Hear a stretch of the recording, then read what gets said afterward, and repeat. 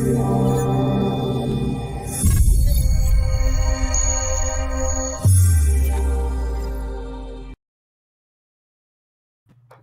right, everybody, we are back at it again. Ding, ding, ding.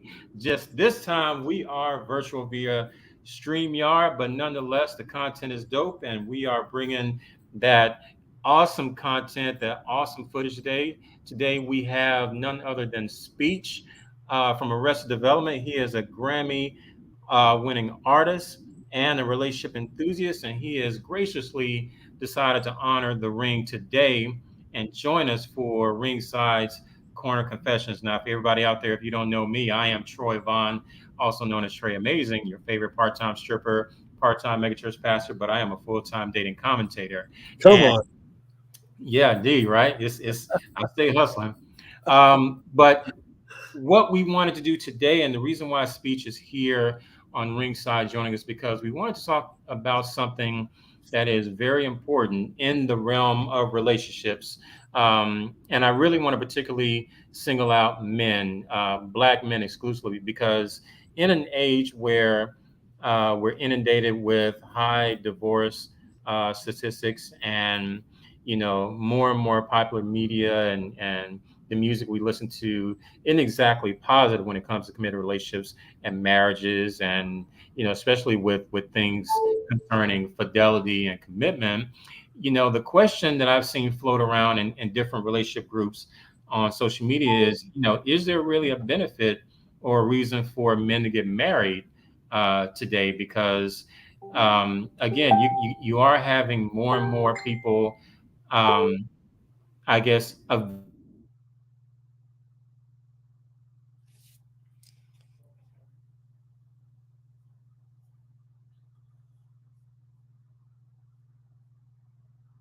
It's not even raining outside, is it? Hilarious. For the life. It's supposed to be one thing one day, and then you never know. But I wanted to really reach out to you in terms of, you are reading your bio, you've been married for 26 years. Yeah. You say you've been together for 31 years to your wife, Yeah. Honda. Yeah. First off, congratulations. That is a great track record. That's a long time to be with someone. And Fact. that's something that I would hope, and I hope is inspirational to a lot of people out there watching, because 31 years with someone, that involves commitment, that involves hard work, that involves the ups and downs, the peaks and valleys, good days and bad days. Fact. Some people have it in them. Other people, first sign of trouble, they out. Yeah. And you hear about acrimonious divorces. I mean, obviously we hear about a lot of nasty divorces as far as celebrities, but even just 9 to 5 people, people that you work with, people you go to church with, how bad divorce. So for men today who are single, who are contemplating marriage but maybe on the fence, from your background, your knowledge, experience, what would you say to the men as far as why men today, why it benefits men to get married?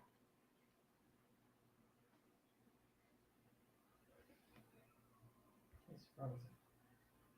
Oh, I think he's Yeah, frozen. he's frozen. I'm watching. He's frozen.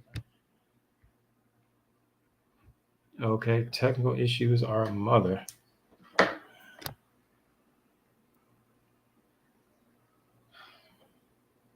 sorry.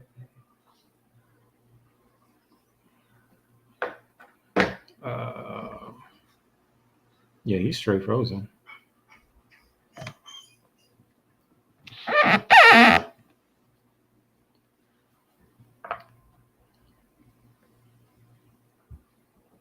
Everybody out there, if you're watching, we do apologize. We've been dealing with some technical issues.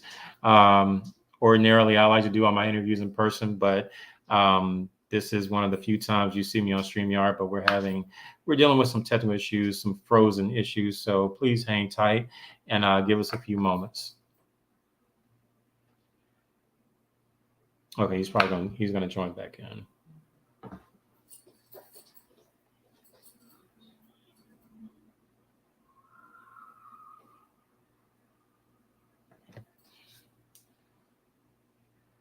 So far, he's remaining quiet. Good boy. Here we go.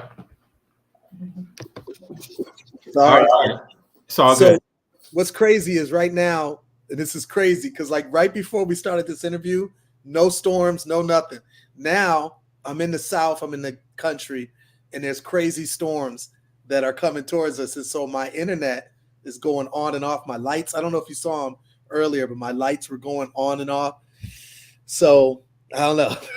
No, we, through hell or high, we'll make this happen. We're gonna get through it. Because I really reading your bio and really based on some of the things I've been reading on social media, there you really are seeing a lot of conversations with men questioning whether or not marriage is even relevant in 2022. Whether or not, look, I can find a woman and we can just shack up or we can just date for 40, 50 years. What's the point of exchanging vows? What's the point of getting married when there's so many divorce cases out there? It's almost like, I heard a buddy of mine say one day, relationships are destroyed by marriage. So for a man, if we were sitting amongst a bunch of men in the barbershop and you're hearing these conversations, what would you say to the guys who may be on the fence or who may be naysayers when it comes to getting married? Well, first of all, I think I understand why they have that feeling because of what they've seen in society. But my argument to them would be, it's surely not marriage. So like, in other words, if you're willing to shack up for 40, 50 years, then marriage can't be your issue. That's not all of a sudden going to change your intentions and what you're striving to accomplish. So it's more so people's perception of marriage that is messing them up. And it's the idea of commitment in this day and age. It's becoming less and less of a sexy idea. And especially commitment where you've literally vowed to one another that you're going to be with one another. Now, I will say that the marriage license part is not what motivates me. To me, marriage is a union between you and your partner and to God. So that's what you're really striving to maintain. It's not necessarily the whole marriage license part, although there's obviously legal benefits in our society in America to being married. But from what I understand, you could accomplish a lot of those legal benefits by just being partners and putting various things in your will and stuff like there's other legal ways around it to where you can still reap the same benefits that marriage brings. But I still think marriage is an extremely important thing. So yeah, if someone's willing to go 40, 50 years in a committed relationship, then marriage is not the enemy, obviously. No, I would agree. That as the years progress, I mean, people are becoming more and more unorthodox and trying to steer clear of tradition, from their parents and grandparents to say, look, my grandparents, they were together for all these years and stuff like that. And moving down the line now with Generation X and millennials, now we're seeing all these divorce cases. I'm divorced. I know a lot of people, I have a lot of peers who've been married, 2 and 3 times and so on and so forth. And so these stories begin to dissuade people. And, I've heard, and then, with these conversations being in groups with women who are trying to convey to the men, look, there are several financial and health benefits to being married. It's actually proven statistically that men who are married live longer, yet the living longer piece still for a lot of guys isn't enough.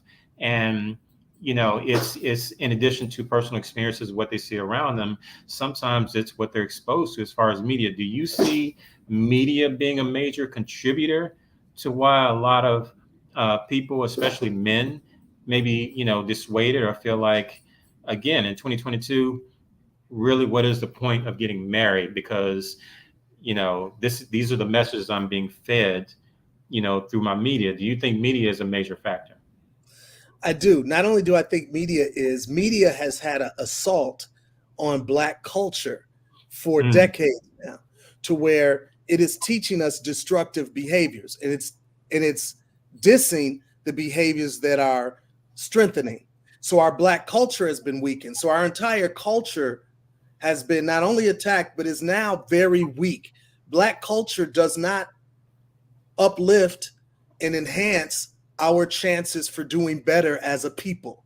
It may enhance our chances of doing better individually, but not us as a people together. And that's what I think is a problem with media and what it's done to Black culture in general. So yeah, I think marriage is just as important as it ever was in the past, but we're missing the important pieces of it, and a lot of us are trying various new things that, to be honest, just don't have the same strength and the same power as actually making a commitment. Mm. Without getting too political, we saw what just happened with the Roe v. Wade decision to overturn it, and that's it's lighting up social media. You can't turn anywhere without looking at it. And I just did an interview not too long ago with a woman who's the executive director of the Women's Feminist Health Center here in Atlanta, and we talked about how feminism has shaped Black marriage and Black relationships, so on and so forth. And, she was very, the entire interview was extremely enriching. I mean, she was dropping mad science. I mean, the resume was on point. And the things she was saying in terms of the intersectionality with feminism and white supremacy, and how, in the end, the impact it has on Black relationships and Black marriages. Do you see, in your opinion, the rise in feminism, regardless of how people take it or perceive it? A lot of women in today's modern era, compared to the parents and the grandparents, a lot of women are proclaiming they don't need a man, or they can do for self. How many songs do we hear about being independent? Do you think this, from that different angle, do you think that's kind of cutting away from the necessity and utility of marriage? It's like, well, what do I need you for if I can make the six figures, and I can cook myself, and I can repair my car, and I can, open jars, and I can kill the bugs? From a lot of women's standpoint, they feel like, why do I need a man other than, his sexual parts? Do you think the hyper feminist mindset, is that contributing towards this decline in marriage and a fear of Black men in marriage? I definitely do. What I feel is that we as a people got to follow the things that actually enhance us as a people. So we have been attacked. Our Black men are being attacked and have been attacked historically and now. Our Black women have been attacked and are still being attacked here and now. We need each other. We've been separated from one another. So to just follow the fad of what white women and other women of other cultures do when it comes to feminism and fighting for whatever rights they're striving to fight for, it doesn't relate to what we're fighting for and what we need to actually do as a people. So yeah, I do think that that's had a negative effect. And as usual, what we tend to do in our society, especially in Western culture, is overreact. So if indeed men aren't providing and that's an issue, then we need to address that issue. But instead, we overreact and we say, well, I don't need a man. And that's an overreaction. Most women do feel that they actually need a man deep down, but our overreaction is saying that they don't need a man. So yeah, I definitely think it's important for us to keep focus on our direction and our journey as a people, so that we can, get to the redemption that we rightfully deserve. Because we have been attacked, and that attack has been very serious. It has damaged us in deep and pervasive ways throughout generations. So and it's ongoing. And it's ongoing, exactly. Yeah. And so, and it's another thing is, it's very important for us to study history, because if we study history, our marriages were very strong even during slavery, where we were being raped and where we were being killed and where we were being oppressed in very overt and direct ways. So our marriages were strong back then. Our marriages were strong before we came over to these shores. These things are very important for us to remember and study as a people, so we can remember who we are and not just follow the trends of whatever others are doing in our culture, in our American culture. No, I'm really glad you underscored that, because I think that has been understood that for whatever, the marriage of our ancestors before there was 20, 30, $50,000 weddings and Exactly. expensive honeymoons, when there was just a broom and that's it, you That's know, exactly right. it's like, but for whatever reason, they remain married 60 plus years. But Exactly. move forward 2022, you got everything. You got these expensive weddings, and Yeah. we got all the photo shoots on social media. We's getting married and big Exactly. diamond rings, and then a few years later, boom, divorce. Yeah, So my wife and I'm sorry, go ahead. no. What I was going to say is, we do understand that I think for me, and this is just my own personal declaration, and I hope people pay attention to that. You know, number one, people need to focus on the marriage versus the wedding. If you got disposable income like that, and you can just throw away 10, 20, $30,000, that's fine. But there needs to be an understanding that the marriage itself is where you need to pour in your energy, the blood, sweat, and tears. The wedding, again, if that's whatever, it's whatever. But the wedding is not going to determine, is not going to play an important role in how long you remain married or the quality of your marriage. Because Fact. again, if you can have a man and woman recite some vows right in front of a broomstick, hop over it, and for whatever reason they can remain married, then what is it that we've lost? We've Yeah. lost something along the way. We've lost, for some, maybe a sense of value, or just a loss of understanding of how much we need one another. Yes. But as it pertains to us as men, and of course, I'm gonna always just focus right back to Black men. Do you think there's something that we need to, I guess, update or revitalize in terms of our masculinity, our, going back to basic core manhood values? Do you think there's some things that we need to kind of restore, renovate, whatever the case may be, to help us understand that, who we are as men and who we need to be for our women? Just being eternal bachelors probably is just not going to cut it. Do you think that, there is a link and a correlation between masculinity and a desire to commit and be committed in marriage? Well, let me say a few things. One is that me and my wife counsel hundreds of couples, maybe even over 1,000. We're going to say 1,000. You got it. There you go. Thank you. And so one of the things that we teach couples is that your wedding day is the least important day of your entire marriage. A marriage is a journey, and the wedding is just the entrance into that journey. So the wedding ceremony, I should say, is some of the least, like all the trappings that you could do, all the money you could put behind it, all of the pomp you could put behind it, is the least important thing. What you're supposed to be doing is building a relationship. So that means relating to one another, and taking that journey, which is the ship part, taking that journey throughout the rest of your life. Mm-hmm. That's your intention. That's the focus. That's what you're trying to accomplish.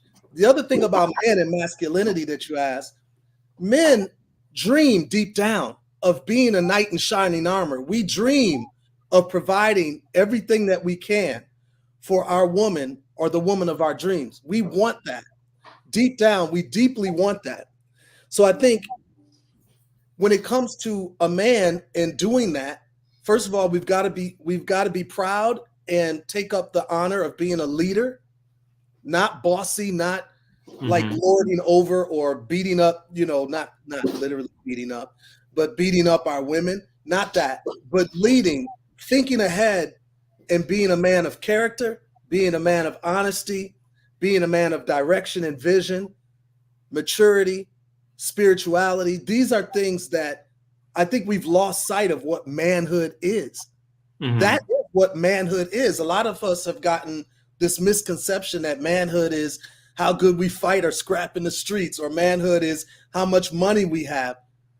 Money might be able to provide some security, but if that's all you got is money, that's not the security that provides our family the things that the nourishment and the security that they really need emotionally. So all of these things are things that really manhood is and what masculinity should be. And when we get back to that, you had asked, does there need to be an update? To me, there needs to be a go back and grab what used to be what manhood is. And that's true leadership, it's character, it's vision, it's maturity. These are things that a real man should provide. And when a woman finds a man like that, I think most women will abandon a lot of these new school thoughts when they find someone that can really provide those things. Right, because whenever, regardless of what space someone finds himself on social media or wherever, whenever that word, provider, that's a loaded word. It is. And that is a word that can spark a whole day of debate. Trust me, I've seen it. I've been a dating commentator for over 10 years, and certain words, being a provider or submission, or I've certainly flagged certain words, like whenever this word comes up, it sets the internet ablaze. True. And when I've seen this word's provider, even though, like you said, it can be leadership, maturity, it can be spiritual counsel, it can be direction, it can be so many things. You do have a lot of women who, when they say provider, they are solely talking about pay all these bills. Yeah, they're talking about, I need a man to be a provider. It's like, I need him to come and pay all these bills. And so as men, men just sitting around the barbershop, and we're hearing that, from women, it's like, okay, Dad, you have guys. I mean, I've actually had this conversation. I actually heard a guy say, Dad, I only make $85,000 a year. I'm considered broke.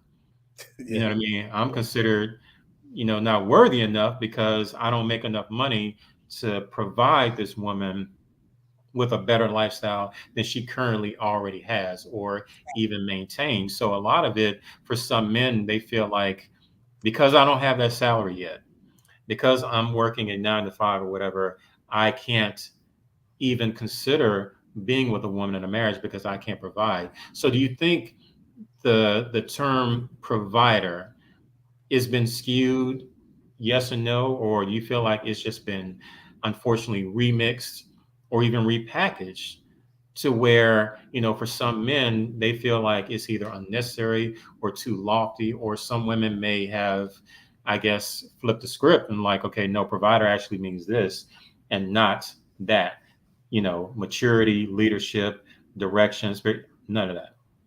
Exactly. It's been sucked out of all of the meaning. If provider is just money, that's just such a small slice of what a relationship's about. I think what has to be recalibrated is we have to think that a relationship is about love. And then I always go back to the biblical concept of what love is. What is love? Because that's a very confusing concept to people. I go back to 1 Corinthians where it talks about love is patient, love is kind. It doesn't envy, it does not boast, it's not proud, it doesn't dishonor, it's not self-seeking. See, when it's not easily angered. So when you start getting into real nuts and bolts of what love is supposed to be, then both man and woman, whether they follow the Bible entirely or if they just take this piece, which I encourage everybody to take this piece, because this can define what love is. And when you start to get into each person, the man and the woman, deciding to love one another, that's what the relationship is for, is to love one another, to stick by one another. There's another scripture in the Bible that says a cord of 3 strands is not easily broken, which means 2 people is great. 3, meaning me, my wife, and God, is even better. It's not easily broken. There's going to be challenges in this life. To have somebody by your side is a necessity in order to get through the challenges. Love is part of that. So I would encourage people to reevaluate what love is. And then when it comes to being a provider, is providing all of these other things outside of just the financial piece. So yeah, I definitely would encourage people to just get back to what love is. And by the way, as far as financial, like providing for whatever financial wants a person has, if you have agreed to love one another, if both people can agree on that and what love means, then you can even downsize and provide everything for each other. All the emotional needs, all the financial needs, you could downsize, but the love is still there and you could grow from there. So there's a lot of tactics that we could use to have successful relationships, but you got to have the base first. The fundamental part of it is loving one another. And for men, that means being vulnerable to your woman, letting her know what you're feeling deep down inside, what your fears are. This is love. Because you love her and because she loves you, you're able to be vulnerable. If a woman doesn't allow you to be vulnerable, that's a sad thing. You're missing out on so much of what a man can offer you, sisters, if you won't allow your man to be vulnerable and be real, to cry in front of you, to tell you his fears. That's what a man needs. When he has someone he's able to tell his fears to, that brings more value to a man. A lot of women think that the outside things is what's going to keep a man. The outside thing will attract a man in the very beginning, but trust me, men see a lot of great things on the outsides of women throughout the planet. There's no shortage of that. But when you find somebody that you can confide in and you could be vulnerable to, and you could tell your fears to, your truths to, the things that are, that you feel is bad about you, but you could still tell that to somebody, that becomes deeply valuable, because that's not a thing that you find everywhere. You get what I'm saying? So, I definitely glean that word, because again, what attracts a man isn't necessarily what's going to keep him. Exactly right. A lot of things, you can, there's a lot of weave out there and a lot of surgeries and a lot of outfits that will definitely attract us. Yeah. I have most certainly been attracted to women, but actively chose to leave. Totally true. Yeah. Totally. It's just funny. I got to say really quickly, number one, while you're talking, I'm looking at my girlfriend right on my laptop, and she's doing all this like, yes, yeah. And I don't know if you can hear my Facebook notifications, but people are watching and sending me some great thumbs up based on what you're saying. So, yeah, it's facts, man. This is what we're missing in our society and in our community. We're missing this vulnerability. We need each other. We need each other. So I want to harp on something you said, because I've gotten into this debate a few times, and people are extremely passionate on both sides. When you mention love, which I do feel like love has to be the number one ingredient in this recipe called a marriage. Yeah. I understand that there are those out there that feel like that is too naive a thought. And when I say that, there are definitely people out there who are married. Well, some are married, some are not, who feel like, no, marriage is a business. And if you go into the business of marriage focusing on love, then you're already on the short end of the stick. I have definitely been attacked by people who feel this way and who have told me that is naive thinking, that for whatever reason, Westerners are the only ones that hype up love in terms of why that is a necessity for a marriage, when it should be understanding that marriage is a business. And I know for me, it's hard. I understand the legality, you get a marriage license and now your spouse, they can be your beneficiary and stuff like that. I understand that, but it's always been very difficult for me to look at who I marry as, me merging my company with another company, or this is a business deal or something like that. However, you do have a lot of people out there around their age, younger, who really, they perceive this whole thing as, if you go into a marriage thinking this is a business, it will become more successful. You will mitigate divorce because you're considering things outside of your emotions. Emotions are transitory. You can feel something for somebody on Monday and feel completely different on Friday. So the opponents feel like you have to view marriage more as a business more than anything else. What would you say to those? Because some of those people are watching. Yeah. The business of what? What is the business? That's what I would ask. So if it is a business, because people that enter into business, you're selling something. You're trading something. What are you trading then? Because, okay, I'm fine with calling it a business if the business is we're trading love. But you got to trade something. And if you're just trading, companionship, then that's just one small slice of what a relationship is. And I agree with what you said. You can have emotions one day or another, but love, it always protects. That's why I'm going back to 1 Corinthians. So you got to have a definition of what love is, because if love is just emotion, you're right. There's going to be ups and downs. Anyone in marriage that's going to be honest with you, and those that have been in marriage for a long time, successfully, like for a long time, they're going to be honest with you because they know the ups and downs. No one's going to lie to you and say it's always golden and like always perfect. It's going to be ups and downs. So it is not based on just emotions. What love is based on is what I call denying yourself, meaning sometimes you may have an emotion that's one way, but because of love, you do it another way. So if the business that if this business transaction that these naysayers are saying, or these, opponents are saying, is the business of love, then I agree with them. If it's the business of finances, it's a small slice of a huge situation. And by the way, our young people need to be able to see love. They need to be able to see commitment. Marriage is a very great way to accomplish family. We need to have family. Family accomplishes so many goals more than just having a few kids around you or what have you. It accomplishes when people fall through the net, family is there. When that cousin gets hooked on drugs, if you have a strong family unit, that cousin has family they can rely on. We all need family. It's the way God gave us family, so that even when me as a father or me or my wife as a mother cannot provide what she needs to, a strong auntie, a strong cousin, a strong nephew, a strong niece can accomplish these goals for them. A strong village. A strong village. You can't have a village without strong families. You don't have a strong village or a strong city or country without a strong village and numerous strong villages. So I'm just saying marriage is that foundational place where all of that happens. And it's tough to build a community and to build a city, to build a nation, to build a world, a utopian or a better world without a commitment. And that's where love comes back to.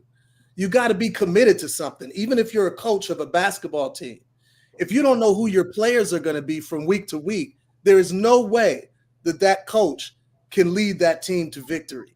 You got to know who your players are.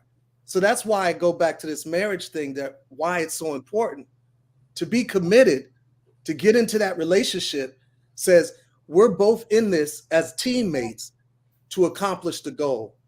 And the goal is to have love, number one, to be there for one another, to show love to our community so others can do the same, and so on and so forth. And I said, our Black culture has been attacked. So a lot of us don't see it. And that's why we think marriage is such a sort of foolish idea, or just an emotional idea. We don't see examples of it a lot anymore. Well, I mean, that's, as a dating commentator, I'm seeing this almost on a daily basis. I see this a lot as far as, the people who do feel like marriage today is more obsolete and you don't need it. But, in terms of, I do remember, the First Corinthians scripture, I remember reading that at my brother's wedding back in 2004.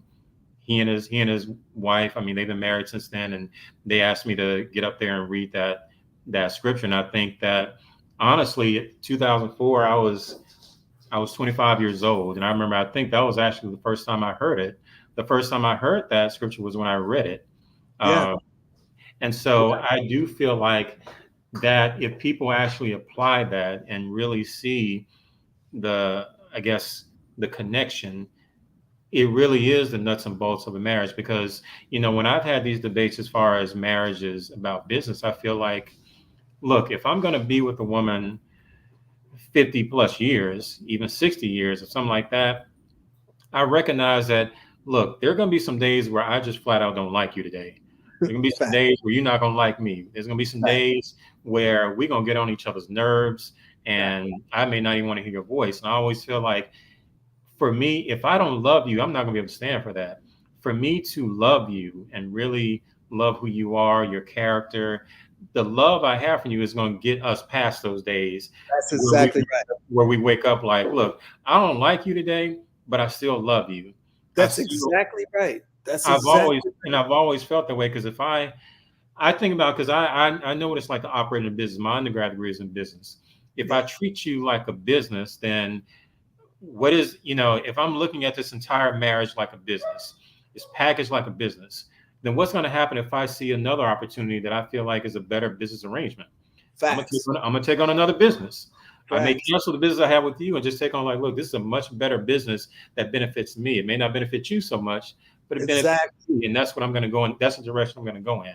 So if I see things like a business, business to me can definitely be devoid of the emotions, the considerations, thinking about. I'm like, no, this is. I'm like, okay, what's going to happen to me and my business? How can I elevate my business? Oh, I need to elevate my business by taking on another partner. Elevate my Exactly. by dumping my current partner and taking on a much bigger, better, and successful, more bustier, prettier entity. So Facts. I've always been very reticent about trying to view marriage as a business, because again, I undergrad degree is in business, and I really can't look at something like that, because again, if I'm going to be in bed with you for 50 plus years, I need something that's going to get me through those days where we may not like each other today. I Yep. may not like you today, but I still am going to ask you, what do you want for dinner? Yep. I may not like you today, but I have your best interest at heart, and I don't want anything bad to happen to you. That's Um, exactly right. Let me say one thing right quick to that. And that Go is, for it. we are all gardeners in a sense, because while we're on earth, we are all planting seeds, whether we understand it or not, whether we Mhm. think we are or not. We're all planting seeds. By us doing this interview, we're planting seeds. What seeds are you planting? What seeds are you sowing? Because you will reap what you sow. You know, if you put in distrust by leaving somebody because you have a better opportunity over here, or leaving your wife or cheating on your wife because there's some prettier girl over there, or whatever the situation is, when you sow distrust, that is exactly what you are going to have around you, is people that don't trust. But when you start to sow trust, it starts to reap more benefits of trust. Your wife will reciprocate trust to you. Vice versa. If she does trust towards you, you will reciprocate trust towards her. I also look at marriage like a banker. What are you depositing? What are you putting inside of the bank? Because whatever you put inside the bank, when it's time to withdraw, that's what you have. So I relate to it what you were saying with love. When you don't like each other, but you still love each other, that's because there is a lot there Mhm. that has been put in to that bank account. In the times when Mm. times are really tough and there's no money coming in from other places, you still got money that's already saved. And that's the same difference with love. That's the same difference with sowing. So you reap what you sow. Put in trust. Show your partner that you can trust me. I'm here for you, and vice versa. And when you do that, it reciprocates. It shows other people what trust is. And our culture has done the opposite. A lot of us are sowing distrust. When we say, well, marriage is just a business, it ain't about love or what have you, it depends what that business is. Like I said before, if it's the business of love, I'm all for it. Because if you're sowing distrust, it just makes the younger people that are looking towards us say, well, if they don't trust each other and they don't believe in trust, then I don't want to either. All of us are looking for ways to get through this life without having to make the same mistakes that we see other people make. And if all we're seeing is people distrusting each other and going to the newest meat or the newest chick, the newest dude, the richer dude, whatever we're going towards, then they're looking at that as an example of what being an adult or being a leader, being a man or a woman is. And we've got to be able to show them there is such thing as commitment. There is such thing as trust. There is such thing as love. What does love mean? These things are very valuable to our culture and to us as a people. What is love? That was a popular song back in the day. That's right. Indeed. Speech, thank you so much. Number one, thank you for joining us here inside the ring for Corner Confessions. You are definitely an influencer. You're someone that, well, let me fan out really quickly. I don't fan out too often, but let me just say this.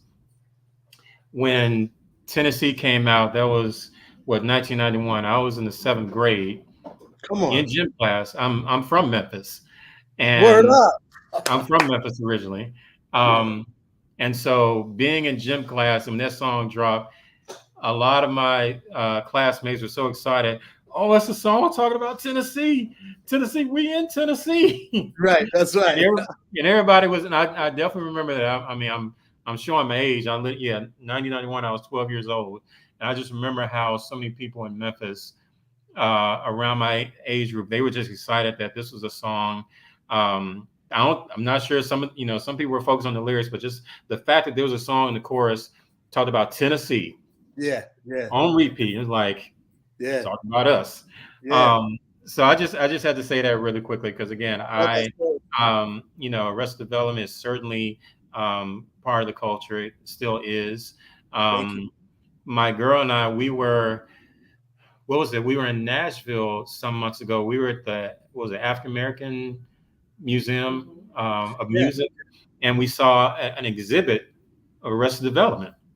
You know, Yeah. You'll see that. I've heard about that. That's dope. yeah, no, we she and I, we pulled out our phone, we texted Ishi, we told her like, yo, y'all got a whole exhibit right here That's in the museum, yeah. just a whole write up about Arrested Development, and we looked at each other. We were looking at the museum. We are looking at like, man, these millennials don't know about these Generation Z. They don't know. They don't know. Yeah. That's good. That's great music. I'm like, y'all need to learn. But thank you so much for joining me here today. In closing, just one last comment. Just for the young men out there who are in this space, who are in this mental health space about, I don't know if marriage is right for me. What would you say today, as far as what would be a good start for them to start doing proactively, or maybe start changing, or something where they can begin to maybe get back to grassroots mindsets and appreciation of what marriage is and what marriage can do for them as Yeah. men? I would think question what society is telling you about marriage. Because what about commitment is not good to you? Because commitment by nature is being committed and Mm-hmm. staying involved with each other, helping one another. That's what commitment by nature is. So I would challenge somebody who's young, or anybody that challenges marriage. What about commitment is scary to you? Because to me, that's what I'm looking for. I'm looking for commitment. I want somebody who's committed to me. So when I'm down, they're lifting me up. When they're down, I'm lifting them up. We're going through life together, not just one person, but two people going through life together. That to me is sexy. That to me is incredible. That to me is necessary. So I don't get what people are scared about if their intentions are right. If it's about Mm-hmm. money, I get why they're scared.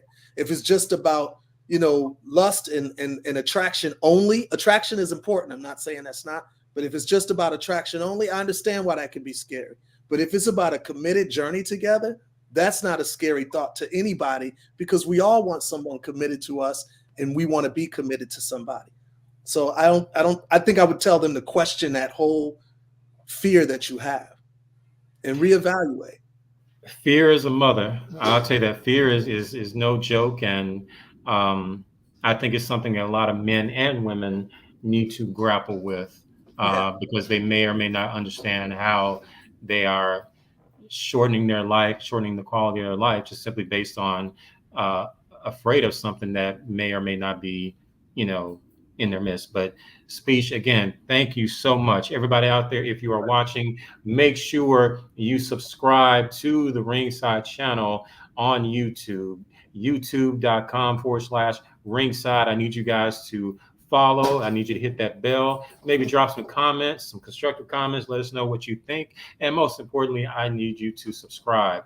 Speech, before we head out of here and we close everything out, we close the lights, how can people find you? If they want to reach out to you and find, your new projects or, Yeah. anything you got going on, how can people, connect with you? Go to brotherspeech.com. And I'm excited about the new project. So I just want to shout that out. We got Arrested Development has a brand new album called For the Effin' Love. It's on streaming services everywhere. We got vinyl. You could get it now. We're also on a world tour. So whether you're in Tennessee or wherever you're from, we're touring throughout the world. We just got out of 35 dates in Europe. We've done 3 sold out nights here in Atlanta. We're starting to tour the United States now as well. So just come on out to the shows, check out the new album. It's a lot of great things going on with us right now. Okay. And I'll make sure I will, if you allow me to, I'll drop those links in the description. So Definitely. people, who want to find you, they can just click on it and whatnot, and they can just shoot straight to your website or shoot straight to the album. I'll send you those links while we're talking. I'll send them to you so you have them. Bada bing. That's what I'm talking about. With that said, thank you, everybody. This has been another installment of Ringside's Corner Confessions. And again, make sure you guys subscribe. Make sure you guys tune in. And on that note, we are out of here. Thank you, y'all. All right.